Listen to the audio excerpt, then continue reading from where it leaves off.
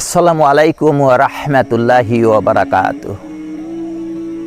প্রথমে শুকরিয়া আদায় করি মহান রাব্বুল আলামিনের নামে, যে মহান রাব্বুল আলামিন দয়া করে মায়া করে আমাদের মুসলমান গোত্রে জন্ম দিয়েছেন, উম্মতে মুহাম্মাদি করে পাঠিয়েছেন।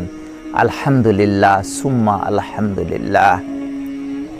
আজ আপনাদের সাথে যে বিষয়টি নিয়ে আলোচনা করব সেটা হলো মহান রাব্বুল আলামিনের আসমান নিয়ে। মহান রাব্বুল আলামিন কিভাবে আসমান তৈরি করেছেন সেটা নিয়ে। মহান রাব্বুল আলামিন সপ্ত আসমান তৈরি করেছেন, 7টি আসমান তৈরি করেছেন। এক একটা আসমানের দূরত্ব 5000 বছরের পথ। এইভাবে একটা আসমান থেকে আর একটা আসমানের দূরত্ব 5000 বছরের পথ, আর একটি আসমান থেকে আসমানের দূরত্ব 5000 বছরের পথ। এভাবে মহান রাব্বুল আলামিন 7টি আসমান তৈরি করেছেন, সপ্ত আসমান তৈরি করেছেন। এই সপ্ত আসমান পর্যন্ত পৃথিবীর কোনো মানুষ যেতে পারবে না, একমাত্র গিয়েছেন আমাদের মুক্তির কাণ্ডারি, আমাদের নেতা, আমাদের রাসূল, যার সুপারিশ ছাড়া কেউ কিয়ামতের ময়দানে পার পেতে পারবে না, জান্নাতে যেতে পারবে না। সেই রাসূল আকরাম সাল্লাল্লাহু আলাইহি ওয়াসাল্লামকে মহান রাব্বুল আলামিন সম্মান জানিয়ে তাকে আল্লাহ আরশে আজিমে নিয়ে গেছেন, তার সাথে সাক্ষাৎ করার জন্য, কথা বলার জন্য। কিন্তু কোনো মানুষ একমাত্র রাসূল আকরাম সাল্লাল্লাহু আলাইহি ওয়াসাল্লাম সপ্ত আসমানে যেতে পারবে না। সেই সপ্ত আসমান নিয়ে কথা বলি। এই সপ্ত আসমানের শেষে আছে সিদরাতুল মুনতাহা। এই সিদরাতুল মুনতাহা একটি কুল গাছ আছে, একটি বড়ই গাছ আছে। আমাদের পৃথিবীতে যে আমরা যেটা বড়ই খাই, যেটা কুল হিসেবে আমরা জানি, বড়ই হিসেবে জানি, ওখানে একটি সুন্দর একটি গাছ আছে, সিদরাতুল মুনতাহাতে অবস্থিত।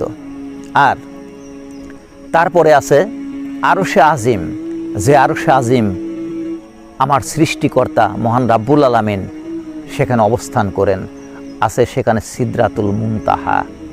এই সিদরাতুল মুনতাহা এবং আরশে আজিম সেখানে অবস্থিত।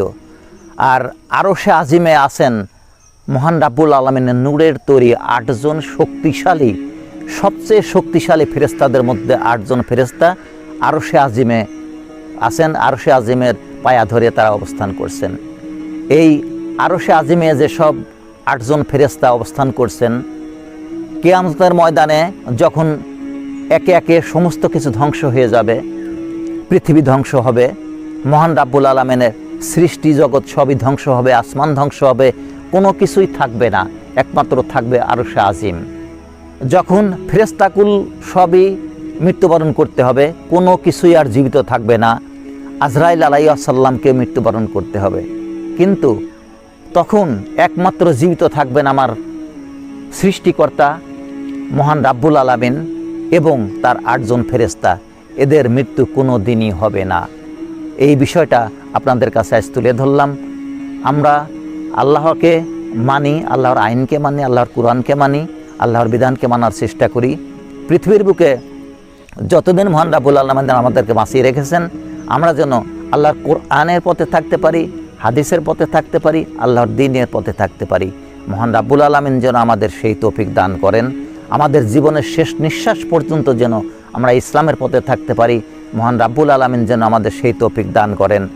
জীবনের শেষ নিঃশ্বাসটা যেন মহান রাব্বুল আলামিনের কুদরতি পায়ে সেজদা দিয়ে অবস্থায় মৃত্যুবরণ করতে পারি এবং বুকের মাঝে ধারণ করতে পারি, মুখে নিয়ে মরতে পারি কালেমা তাইয়্যিবা লা ইলাহা ইল্লাল্লাহু মুহাম্মাদুর রাসূলুল্লাহ সাল্লাল্লাহু আলাইহি ওয়াসাল্লাম।